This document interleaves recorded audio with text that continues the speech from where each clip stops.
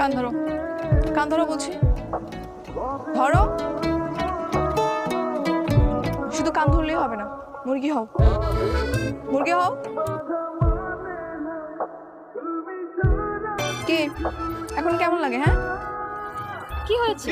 আর উনি কি বলছে? আর বলিস না, প্রত্যেকটা দিন আমাকে ফলো করবে, রোজ রোজ ফোন পাঠাবে বাচ্চাদের দিয়ে, রোদ বৃষ্টি ঝড় যাই হোক না কেন আমাকে দেখার জন্য দাঁড়িয়ে থাকে। আমি কি করতে জানিস? লাভ লেটার পাঠিয়েছি।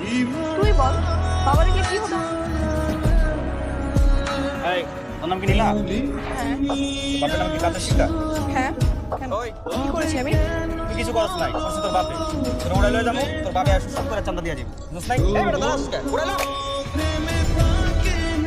ভাই আপনি এলাকায় আছেন, তাহলে জীবন হইতাম না। এই স্যার আপনি চল চল চল চল চল চল চল। ওরা আমাকে দেখে বলে চলে গেল কেন? হ্যাঁ, আমার তো সেটাই কথা, তোমাকে দেখে এবার পালালো কেন? টনি কি জানি একটা বলতেছিল। আমি কি জানি, আমি না বুঝতেছি। আমার কেন মনে হচ্ছে উনি দেখতে অন্য কোনো এলাকার মাফিয়া টাকা, এই জন্য ঘুমাকে ওনাকে দেখে পালাচ্ছে।